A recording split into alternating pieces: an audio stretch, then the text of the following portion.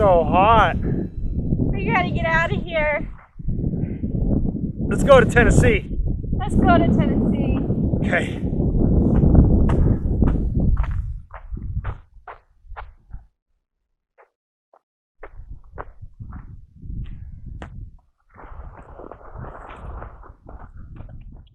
Well, we made it to Tennessee. Is it always cold like this? I thought they said it was a temperament climate. How about we stay in Arizona for the winter? Let's get out of here. Let's go back to Arizona.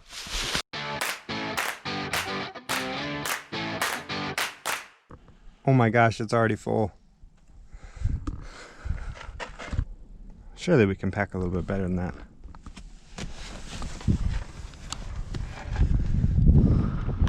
Don't call me Shirley. A yoga mat. We're packing a yoga mat.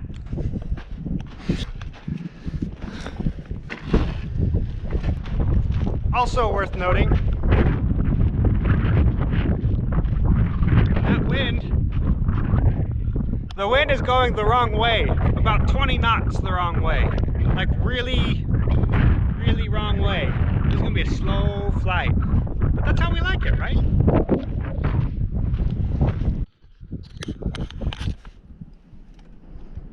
Are you ready, Jordan? Are you ready, Rachel? What are we doing? This is crazy.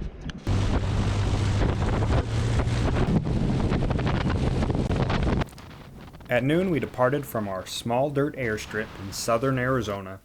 Rachel took her Dramamine and was already struggling to stay awake. Our first stop was just 10 minutes away in Safford, Arizona, to top off with fuel. The journey didn't feel like it had actually begun until we fueled up in Safford. I would have gone low and slow across the whole country. That's the type of flying that I enjoy the most.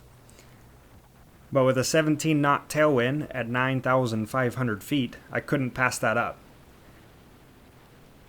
If this weather prediction proved true, it could potentially shave as much as 2 hours off of our 12-hour flight. This was very enticing, as this was the longest that Rachel had ever been in the air, and we weren't sure how well she would do with her motion sickness. The weather prediction was indeed correct, and at 9,500 feet we were making 120 knots ground speed, a good bit faster than the cruising speed of the Cessna 175. This is home for me, here in the Rocky Mountains, where the terrain will gain thousands of feet in a couple of miles. Even at an altitude of nearly 10,000 feet, we have to weave in between the peaks. This is us passing over the first major landmark of our journey, the Continental Divide. This is the hydrological divide running from the top of North America to the bottom of South America. All the water behind us flows into the Pacific Ocean, and all the water in front of us flows into the Atlantic. From here on out, the terrain will descend into the Great Plains of North America.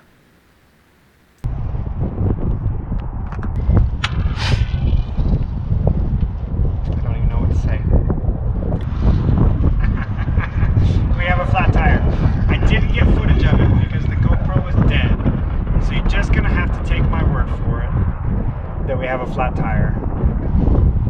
It's an adventure and we're having fun. You don't have to keep it straight.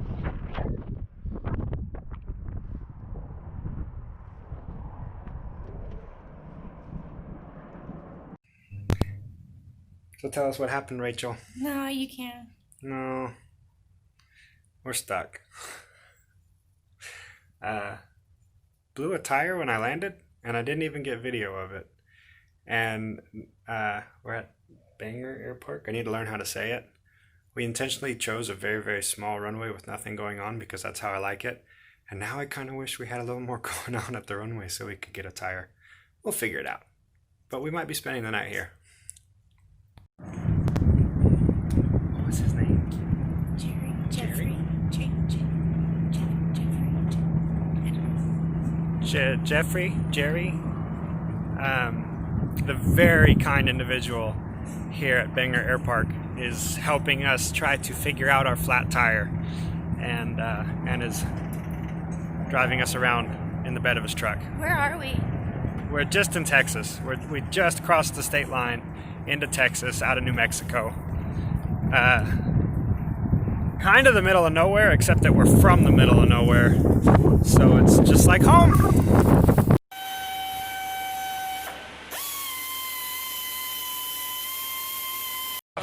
All right, thank you guys. You're all fantastic. Those guys were very nice. Now I got a full tube. Let's go. I don't know if we're gonna get in the air before dark. So we just got the tire fixed. About to go put it on. We're racing daylight, but holy smokes, there's a steerman. Yeah, it's a steerman. So, this very kind individual here in Friona, Texas, has completely saved our butts. They're very nice. I recommend Friona, Texas. They're very nice.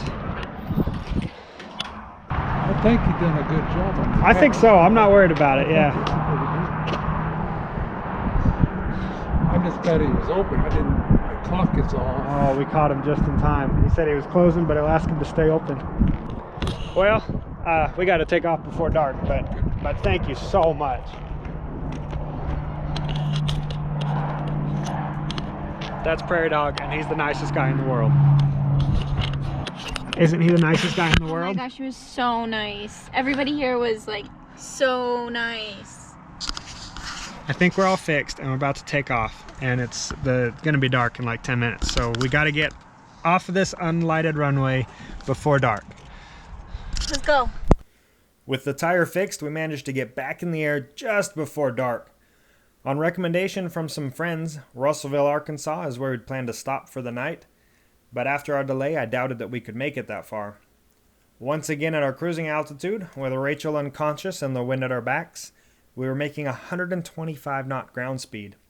I was wide awake from the tire excitement and decided to just continue on into Russellville. We arrived just after midnight. It was a great place to stay for the night, and we got a good sleep. We made it to Russellville, Arkansas around midnight last night, which is where we had intended to stop for the night, but we intended to get there around 7. So getting out a little bit later, and then the tire fiasco delayed us 5 hours. But we still made it to where we were trying to get, and it was actually really nice. It was really nice. It was a full moon and a tailwind, and it was smooth as could be, and we were screaming at 120 knots, so we just kept on flying until Russellville. Well, Russellville's really nice, actually.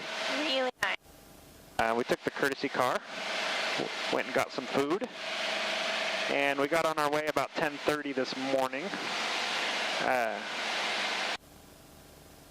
Which is a little later than we wanted to, but nothing wrong with that. We just crossed the line into Tennessee. So, yeah, woo! We're in Tennessee. We're over Tennessee, and it's beautiful. It is just green, flat. At least this part is. We're just north of Memphis. We have about 2 hours and 20 minutes left till we get to where we're going. But we're going to stop in 40 minutes and top off with fuel. I forgot the name of the airport that we're topping off with fuel at. Hassel, Tennessee. Hopefully it's not a big hassle there.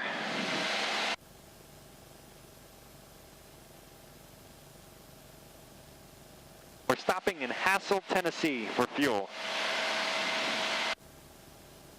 It just amazed me to look across the horizon in all directions and not see a single mountain. Just a patchwork quilt of trees and fields with an occasional river meandering through it.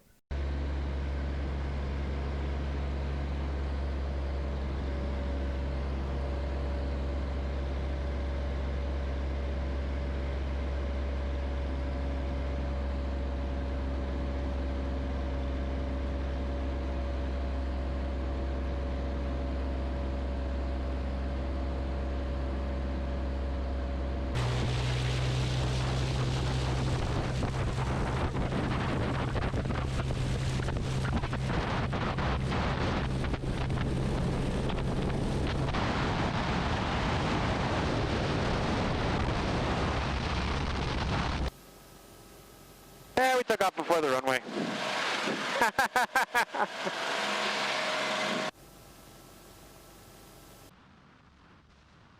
A quick stop at Hasselfield in Clifton, Tennessee for fuel and to use the facilities, and we took off on our final leg of the journey. With only an hour and a half left, you could feel the excitement, and it managed to keep Rachel awake for most of the flight.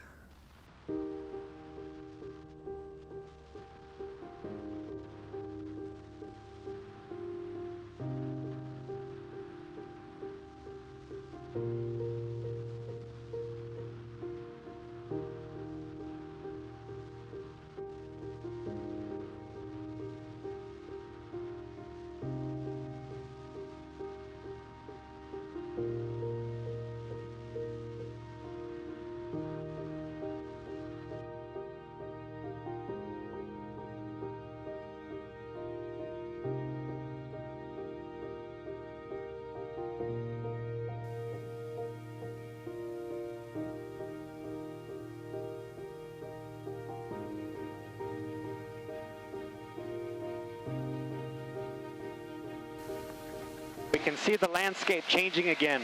It's been this flat land of patchwork quilt for a while now. I don't last 5 hours of flying has just been, and it's beautiful. This beautiful flat patchwork quilt. But now we're getting into the Appalachians, and we can see the terrain changing. It's getting lumpier. It changed like all at once. Instant. There's a line. Yeah. Like we're flying over the line right now where the patchwork quilt ends. It's pretty cool. We're almost there. Yeah, I'm descending. Under half an hour. I'm beginning my descent, but we're beginning it a little bit early because I like flying low. And I've been flying high this whole trip to catch better wind. We actually made the flight about 2 hours shorter because there was such good wind up at 9,500 feet. I don't think we'll be so lucky on the way back.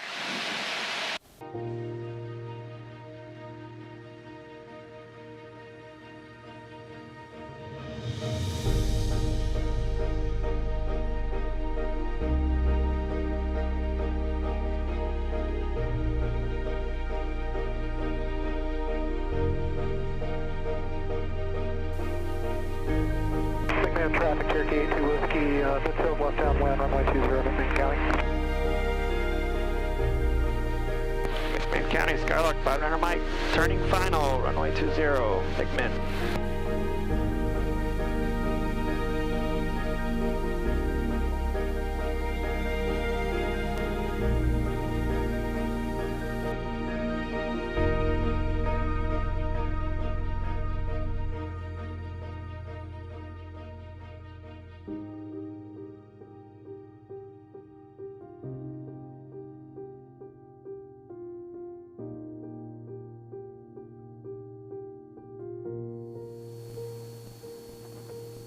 McMinn traffic, Cherokee 82 Whiskey.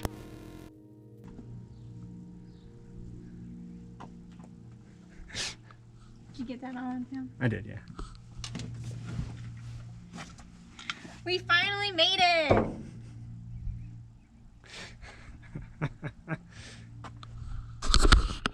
That was a long flight. It wasn't too bad though. We made it to Tennessee. That's too bright, I'm sorry. We made it to Tennessee. We're gonna go visit her family and we're gonna be here for a week. And I'm excited to stretch out my legs a little bit. So, let's get the plane unloaded.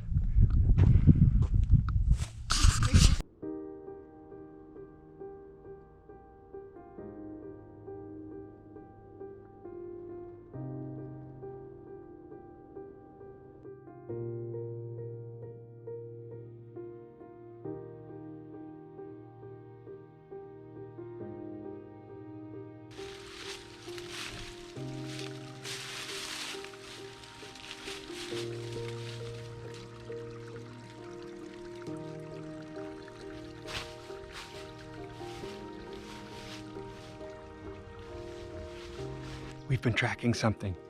I don't know what it is. It might be a deer or something. It sounds really big. Wait, I can hear it. I can hear it coming.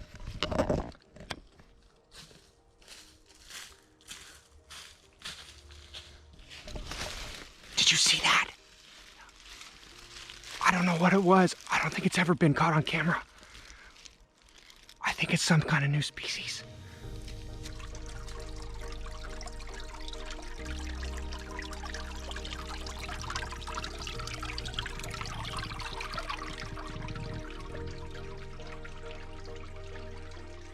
We made it to Tennessee.